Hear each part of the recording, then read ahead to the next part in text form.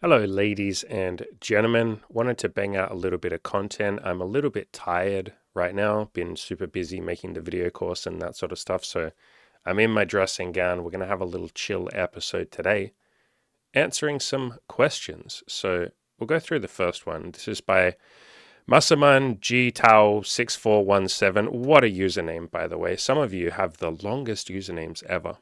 I love it.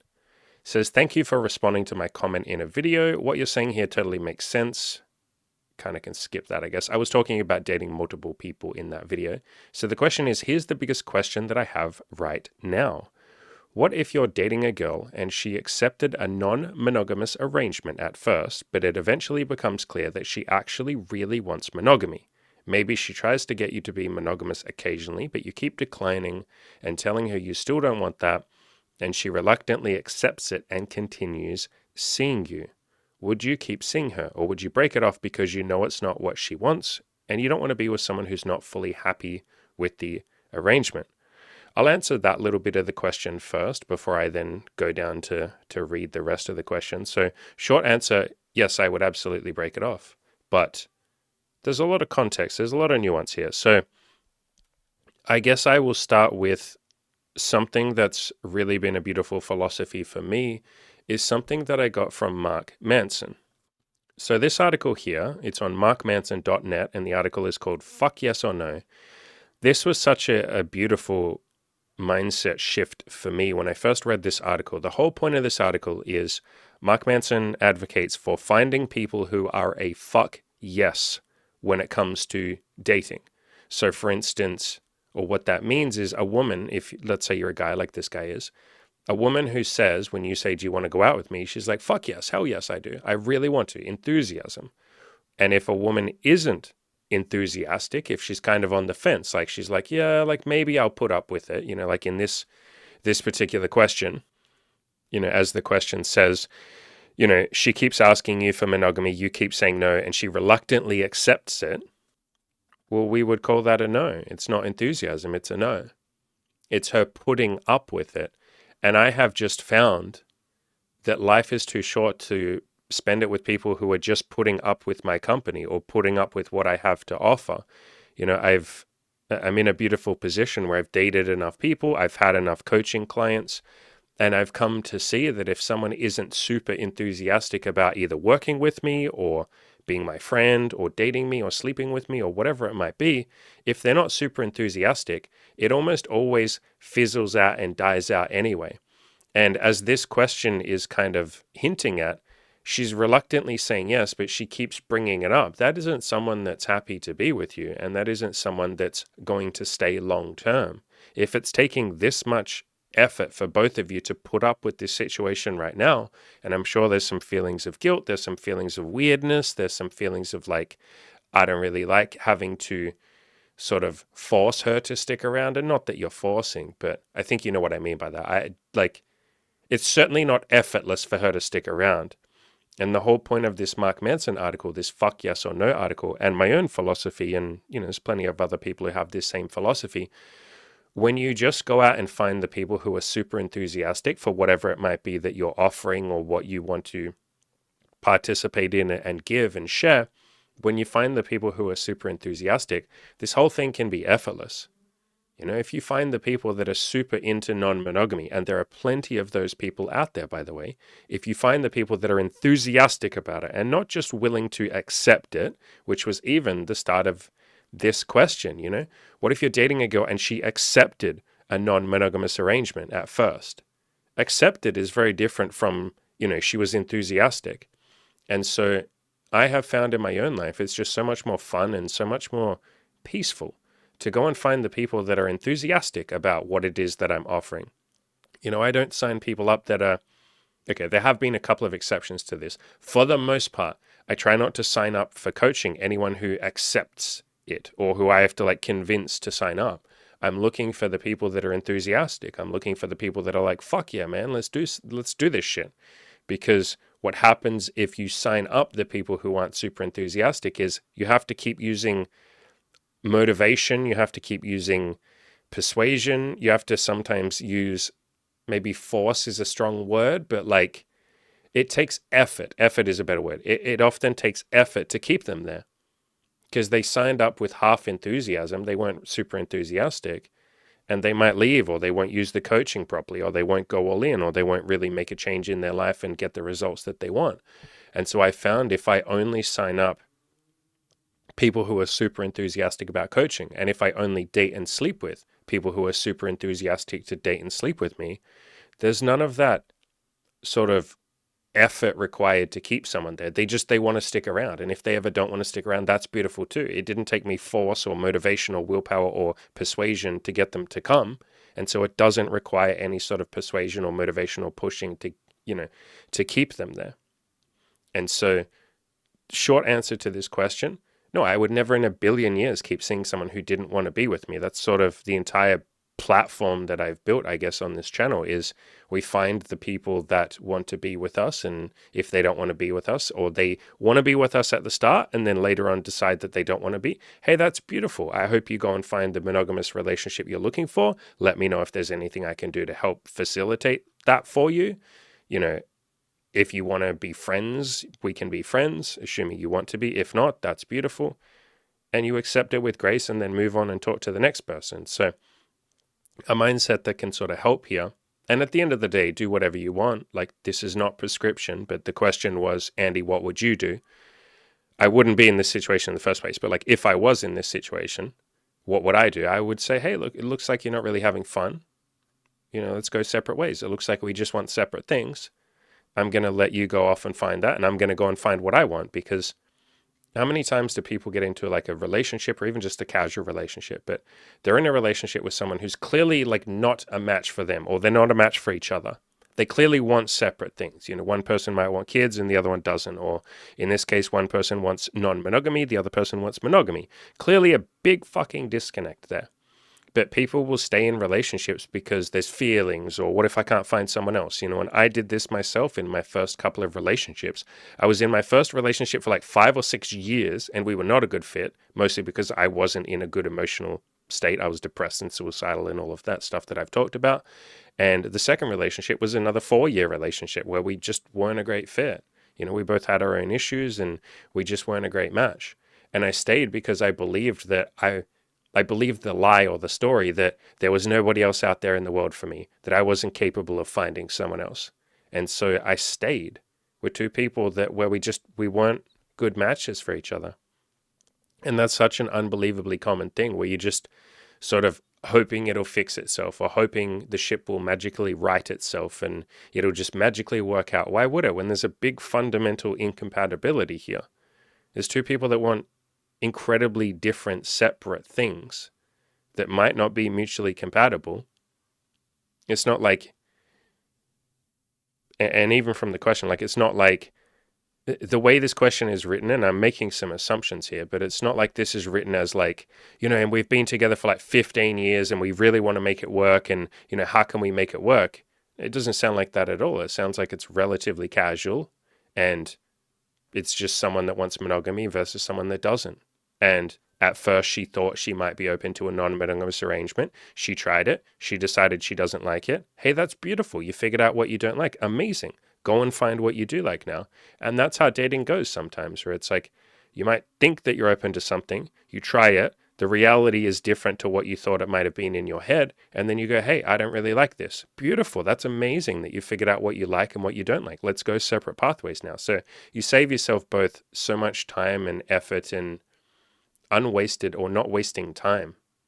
Not that any time is wasted in life, because it's all a learning lesson, but you can kind of think of it like this. The time that you're spending with each other is time that you're both not out there finding a partner who would be a better fit for you, or partners in your case, I guess, who would be a better fit for you.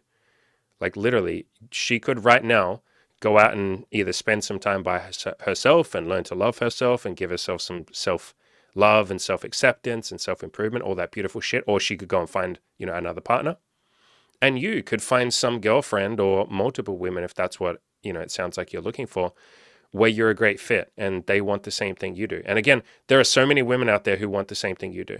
Like, it's way more common than you think. And I know, you go into saying this question that you're in an Asian country and, most women want monogamy. It's funny that you said here, if we keep reading the question, at least here in Asia, approximately 100% of women seem to strongly want monogamy if they're in love. So have you asked 100% of women in Asia? Because Asia is a big place, my friend. Have you asked every single woman in Asia? No. So where's this 100% coming from? And we do this sometimes where we will have a small sample size. I suspect you've asked like fucking 20 women, probably less than that. We have a tiny sample size, and then we extrapolate and go, man, in this small sample size, I couldn't find one woman. So therefore, the entire population of an entire continent wouldn't want this thing. It's like you haven't asked enough people. Like you can even look at my life and say it's a very good example here. How many women do you think are open, even in a Western country? How many women do you think are open to dating a couple who have been together and are deeply in love for 6 years? Like they've been together for 6 years, and you would essentially be the girl who's coming to that to sleep with them both. Like, how many women do you think are open to that? And you would have to be into kink and BDSM. That's one of our requirements. And we would like it if you're willing to come on the podcast with us and talk about that at least once. And we would love it if you would shoot some nude photography and videos with us. Like, we have a stringent list of like requirements, I guess, of things that we're looking for. And you have to be submissive and blah, blah, blah. We have a really niche thing that we're looking for. And it would be very easy to say, man, 100% of women are not going to be down for dating a couple who've been together for 6 years, and they have to be into BDSM, and they have to be submissive, and they have to be willing to do photos and come on your podcast and like, Jesus, and be super independent, because that's another thing that we're looking for. That there should be no one like that, but there's plenty of women like that. You just have to talk to a lot of women, a lot more women than I had to talk to when I was just looking for sex. Like 5 or so years ago when all I wanted was sex, yeah, I had a massive dating pool. My dating pool is a lot smaller now, so I just go and talk to more people. So that's kind of the answer here, I understand the feeling of like, man, like I haven't found a woman yet who's open to this. You haven't tried for very long. Do you not think that if you try for the next 20 years, you won't find one single woman who's like really, really passionate about ethical non-monogamy in Asia? You think that there's no women in Asia who are open to the concept of open relationships and ethical non-monogamy? There's lots of women. You just haven't asked enough. So that's a simple answer there. But at the end of the day, do whatever you want to do. Your question here, if you were to break it off in those situations, you'd probably be limiting yourself to more casual dating, right? Says who? So a lot of the time we make assumptions, I guess, in life, but I covered this a massive amount in the video course that I just did. So I literally have an entire chapter on limiting beliefs, because that's what this statement basically is. It's a limiting belief. The only way that I can get this is if it's super casual. Like there's no way to do it without that. And another limiting belief you clearly have is, there's no one in Asia that would be open to this. Especially this chapter where I talk about like gathering evidence and finding proof that someone else has done what you're looking to do. So I would go and do a little bit of research. I would go and see if you can find somebody else who lives in your country or a similar country. You can look on our forums. You can, just Google it, look on Reddit, wherever you want to look. Just look on Instagram as well, for God's sakes. But see if you can find someone else in your country, and there will be so many people who live whatever lifestyle you're trying to live, the Playboy lifestyle, or who have a lot of sex, or have threesomes, or have open relationships, whatever it might be that you're looking for. And once you find one of those people, you can kind of say, look, if they can do it, I can probably do it too. And then if you look at them and you say, the excuses start, or the limiting beliefs come up of like, yeah, but he's really attractive, or he has more money, or blah, blah, blah. What you say to yourself is, can I just do 10% of what he's done? Or can I even do just 1% of what he's done? If you find some guy on Instagram and the limiting beliefs come up of like, yeah, but he's really attractive. Okay, could you have sex with 10% as many women as he's had, or 1%? I don't know what you're looking for, but you might only be looking for 1 or 2 women. At this point in my life, I'm only dating Imogen, one other girl that we're seeing, and maybe one other girl who's just hit us back up after like a year or two of going and doing her own thing, and maybe we'll get back with her. And so like 2 or 3 women, right? And maybe that's all you're looking for. So can you do that? And would that still be a huge, beautiful success? So, I would go hunting for a little bit of evidence, but I would also go and make that evidence. You know what I mean? I think I talk about this later in this chapter as well, where I say, yeah, like if nobody else, like if you can't find any evidence, which you will find evidence, there are so many people in fucking Asia who've had sex with lots of women in ethical non-monogamy, but if you can't find anyone, well, what if you can be the first person? You know, I talked about that here. At some point in human history, no human being had ever walked on the moon, and yet somebody did it. So can you be the first guy in your country that makes ethical non-monogamy work? Like, do you think that the stuff that I've done, do you think that there was someone who walked my path before me? I mean, there were, but like, I couldn't find anyone. When I first started doing BDSM on Tinder, I didn't find anyone else who'd done that, and I had to try, or I didn't have to. I chose to trailblaze. I chose to be the first. You know, it was fucking terrifying at first. I thought all sorts of things were going to go wrong. It was really terrifying for me to start looking for BDSM and putting BDSM pictures on my Tinder profile and going down that path. That was unbelievably terrifying, but I made it work. I was the first person. Not the first person in the entire universe. I'm sure other people have done it, but the first person that I knew of. So I didn't know what to do. Nobody gave me permission. Nobody told me what to do. I was the first freaking person to do it. So you can absolutely be the first person in Asia. And I'm telling you, there are lots of other people who've done this, but you can be the first person that you know of. You know, if you can't find anyone or you don't know anyone else, you be the first person. Why don't you just go be the first person? You know, I'm telling you, there are other people out there that are into, and this applies to everybody. There are other human beings out there that are into whatever unusual or quirky or weird stuff that you're into. There's people that want to share in whatever adventures you want to go on. There's people that are into the same kinks as you, the same lifestyle dynamic as you. All of this stuff is possible. You just haven't talked to enough people. And this stuff is a numbers game. And if you say, like, you know, it seems like 100% of women seem to strongly want monogamy, what do you give a shit what those women want? Those women are a no. That's beautiful. You know, every single woman who says, I strongly want monogamy when I'm in love, you go, that's fucking amazing. I really hope you find it. That sounds beautiful. I'm going to go talk to the next woman now. Like, why is it even in your headspace, the women that want the thing that you're not wanting? Take that out of your headspace.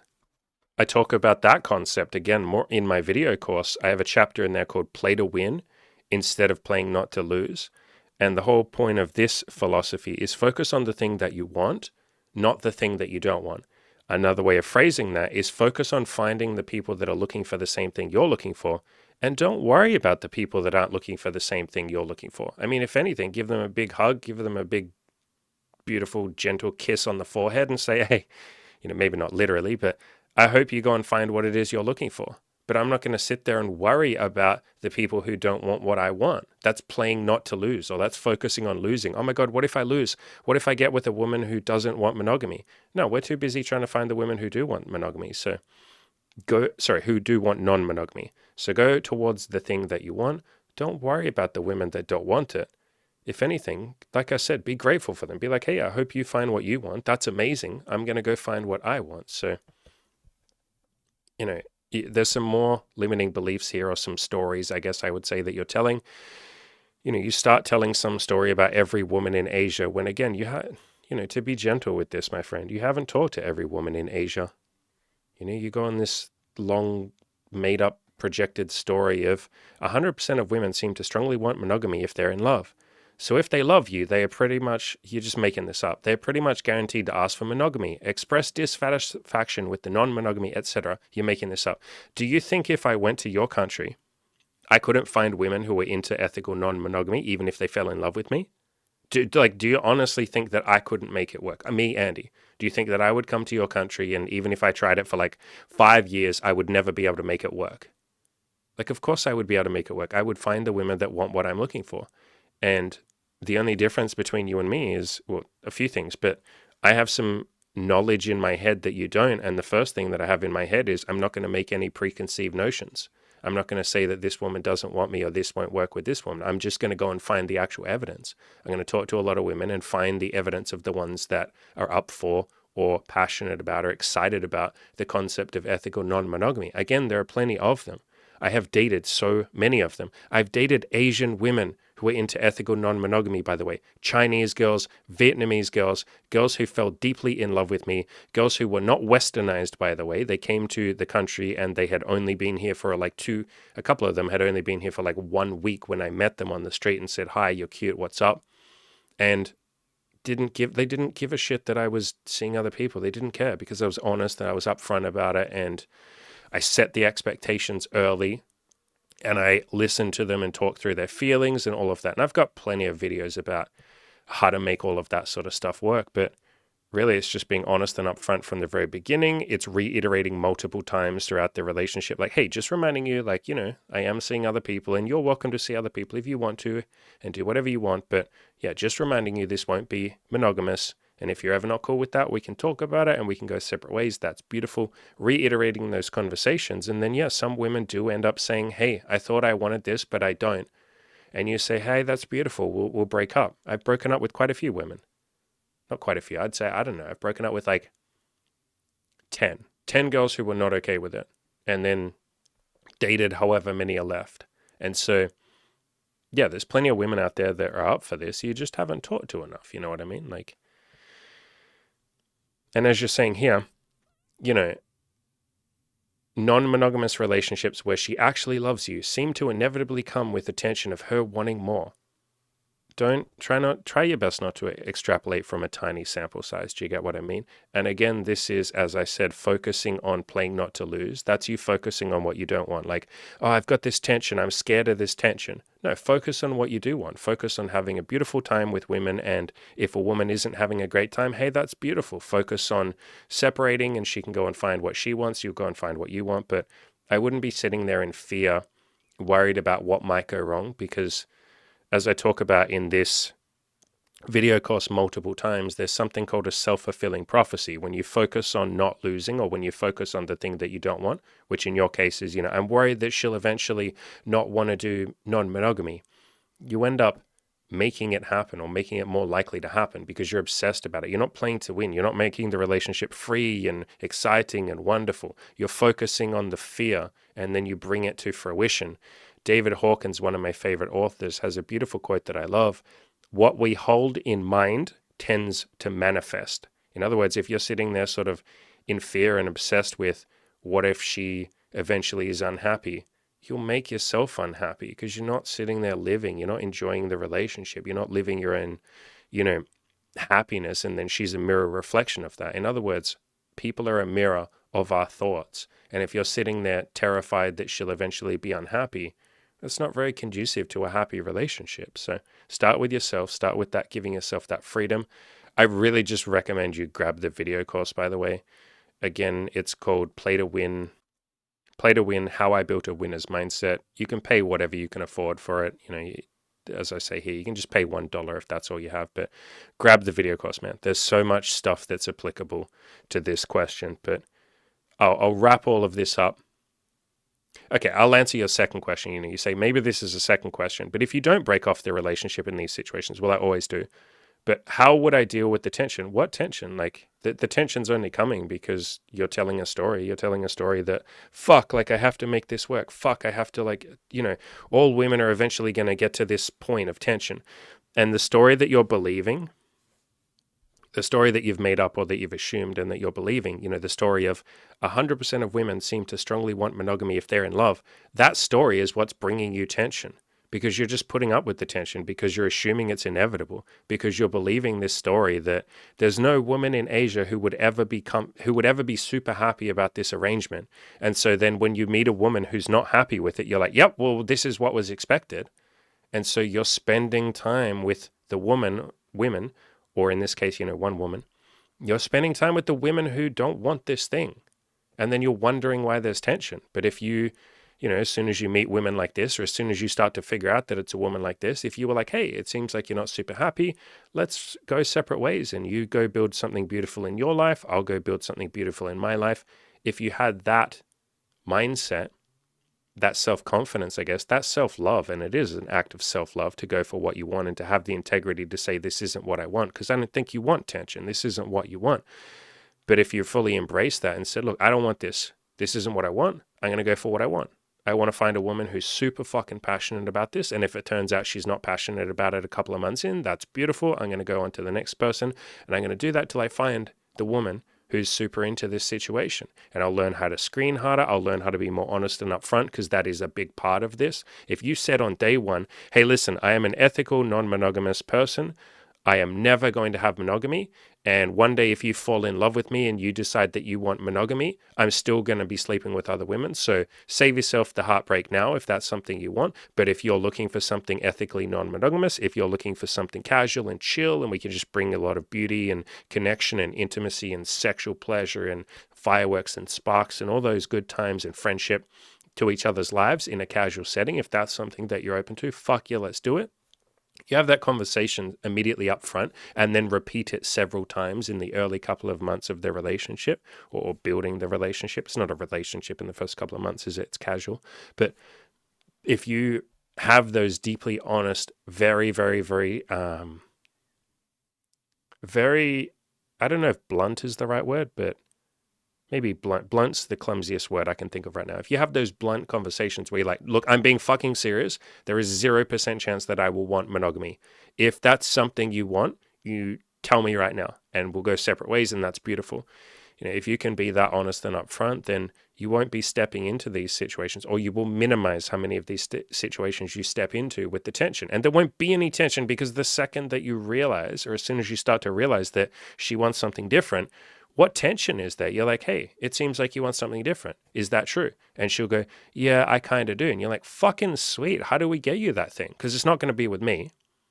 But what do we need to do? Do we need to split up? Do you want to keep seeing me casually while you try and find a boyfriend? Do you want to just see me casually while you figure out your life and then you can go off and date someone else? That's what I've done with a lot of women. So I have dated, to be clear, I've dated women that do want monogamy. And I'm sort of the beautiful chapter in between. I'm the chapter in between their relationships, or I'm the chapter where they're going to university or where they're going to a career and building their own business or their own career. And I almost help them find, or at least give them the runway to then go and find the monogamous relationship that they eventually want. So you could do that as well. But the tension is coming from your story of believing that no woman is ever going to be happy with this. And then that's where the tension, and I assume maybe some guilt. I don't know what you're feeling. I'm not in your head or in your heart, but that tension is coming from believing that story that there's no woman that would ever want this. So play to win, focus on what you do want, not what you don't want. I hope this helped a little bit. I really appreciate and respect the honesty. I really appreciate the question. It sounds like you're a very caring, loving individual, and I think this situation is bringing you a little bit of tension, you know what I mean? Like, I think you know that the girl that you're with right now isn't happy. You wouldn't be asking the question if you were comfortable with the situation, so I would just have an honest conversation and say, hey, it looks like you're looking for something else. Do you want to either stay with me casually while you try and find that other thing, and I can help you if you want to, or I can just be some fun, amazing, passionate sex and intimacy and friendship and all of those good things while you find that monogamous, serious relationship? Or should we split up? Should we go separate ways? And you go do your beautiful thing, I'll go do my beautiful thing. You guys can be friends, or you can not be friends. It doesn't really matter either way. Do whatever you both want. But yeah, all that tension dissipates and disappears when you go for what you want and when you're very clear about what you want. And obviously part of becoming clear about what you want is trying some things, which you're doing, she's doing. That's beautiful. This situation that you're in right now is absolutely fucking marvelous. It's really beautiful. But it's two people that have found out that they want something separate from each other. Isn't that amazing? She can leave this relationship or this casual relationship, whatever it might be that you two have together. She can leave it feeling more certain of what it is that she wants from life. You get to leave this feeling more certain of what it is that you want from life. And I would do your best to let go of that story, or at least accept that you might not know, if you're correct, that 100% of women seem to strongly want monogamy in Asia. That's a story that you've attached to, and it is bringing you tension. It is bringing you towards the thing that you don't want, ironically, but that's how psychology works. And it's leading you away from the thing that you do want. I'll show one more chapter from the video course. So I really recommend you just get the goddamn video course. But this chapter in particular, I talk about everything as a story, and you're in control of the stories that you tell. All we as human beings are ever doing is telling stories. Like, as I say here, there's multiple ways of looking at something, multiple stories that we can tell about an event, and you're telling a story here that there's 100% of women seem to strongly want monogamy. I could tell the opposite story and say, 1% of women are super into ethical non-monogamy, like passionate about it. It's their preference, it's what they want. And we're both technically correct. I know you said around 100%, but I think you'd probably agree it's not 100%. But, maybe you're just telling your limited sample size so far, but you'd probably agree it's 90% or whatever number we want to make up, right? Some big percentage of women in your country seem to strongly want monogamy. That's the story that you're telling. That story doesn't really serve you. How does that story serve you? That's like saying, I don't know, it would be like me telling the story, 70% of women like a guy who has hair or prefer a guy who has hair. What the fuck do I give a shit about the women who prefer hair? That's beautiful. I mean, I guess I do care. I want them to be happy and to find a guy with hair. But like, why would I even be talking about the women that want a guy with hair? I'm focused on the 30%, or I don't know what, let's make up a percentage since we're just making up stories. 5% of women who think bald guys are attractive as fuck and they love them. That's the 5% I'm going to focus on. And so when you focus on the thing that actually serves you or the story that serves you, you will achieve your goals. You'll be far happier. You'll go through life a lot more effortlessly and have a smoother run of things. And so instead of telling the story of, 99% of women seem to strongly want monogamy in my country, bro, what about that 1% though? Like, why you care about the 99%? I can tell the same story about my content, right?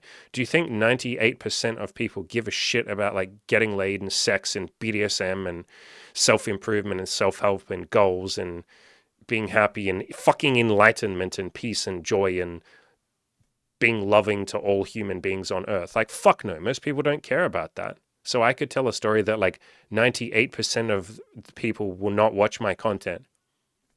98% of YouTube won't watch my content. 98% of people are going to be against me. The algorithm, not against me, but like not that interested in what I have to say. The algorithm is against me. If I was just doing entertaining content or playing like live streaming games or something, I would have a bigger audience. What the hell do I give a shit about the people that don't care about my content? Again, I guess I do care because I want them to be happy. I care about them being happy, but like, I'm not even thinking about them. I'm thinking about the 1% of society that might give a crap about what I have to say. And I talk to those people. I focus on those people. You only need one buyer to sell a house, right? And in this situation, if you're just looking for one or two girls to date who would be happy with it, you only need to find one or two girls. Do you honestly think in your entire country, and I don't know what country you're in, but you said at least here in Asia, so what is the population of Asia? It's got to be like 4 billion or something. It's 4.56 billion. You think out of, divide that by whatever percentage are single women, it's probably like, I don't know, 500 million women that are attractive enough, because most Asian women are pretty attractive. Asian girls are cute, let's not lie. 500 million women that are single. Let's be ultra conservative and say there's 250 million single of age women that you might want to go for. And that's being ultra conservative. You think out of 250 million women, you can't find a single one. If I had a bigger audience, here would be what I'd do. I'd say any women who are open to this, leave a comment down below any women, and by the way, if there are any Asian women, and not that I'm trying to matchmake, but just for the purpose of like, to show this guy and anybody else, if there are any Asian women watching this, if you're open to or you'd love ethical non-monogamy because you'd love the bonuses and the pluses that come with it, the casualness of it, the non-commitment of it, the chill vibes of it, the fact that you can have your needs met, have your sexual needs met, and then you get to go about your life and there's no clinginess, there's no attachment, all of that kind of stuff. And you can still build something beautiful together, but it can be a little more chill. Any women listening, leave a comment. But if I had a bigger audience, if I had, if I had 1 million subscribers, there would be like fucking 30 women replying, going like, oh my God, yeah, I prefer this. I love ethical non-monogamy. I'd love something casual. I don't want a monogamous relationship. And you'd see that. I have in my coaching program right now, a woman who is seeing like 3 guys at once, and she's hardcore into ethical non-monogamy. She loves it. She came out of a marriage. She was married for like 15 years. So she's like the classical monogamous person, and her husband passed away, and now she's exploring and really getting into the ethical non-monogamy side of her. So I literally have someone in my coaching program who's into the thing that you're talking about. And yes, she's not in Asia, fine, but that's such a, limiting belief in itself right there. But there are women out there. Your only mission is to go and find 1 or 2 of them out of 250 million potential people. And yes, I made that number up, but you only need 1 or 2. You're only looking for 1 or 2. So go find those 1 or 2. Don't worry about all of the rest who might not be into this, because we could write We could fill a phone book full of women that are not into this, yes. Just like I could fill a book full of people that are not into my content and have no interest in BDSM or sex or making money or enlightenment or happiness or any of this shit, self-improvement. Most people don't care about self-improvement, so I'm already niche by just trying to help you and doing content that helps you. That already makes me niche compared to if I did entertainment content.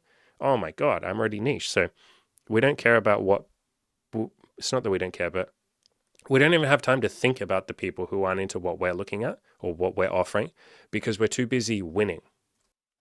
Literally a quote from my video course. I said, when you focus on the thing that you want, you're too busy winning to even notice the losses. You know what I mean? Like if you focused on what you wanted, focused on finding the women that are looking for what you're looking for, you won't even be noticing the women that don't want it. If anything, you'll be happy for them. You'll be like, hey, I hope you go and find your monogamy. So I feel like that's enough there. I'll start wrapping up. Again, I really recommend you just grab the video course. There's a link down in the description below to it. Anyone else listening who's interested in the video course, grab it. It's yours. Pay whatever you would like to pay for it, whether that's $10, $100, $1 billion, or $1. I'm happy with anything. I don't want the information in this video course to be locked off because you don't have enough money. So go grab that video course. I hope this was helpful. I also offer coaching. You can do $200 one-off one-on-one coaching calls with me, or we have a hardcore coaching program. Link is in the description below to both of those. I hope this was helpful. As always, ladies and gentlemen, go out there and crush those goals.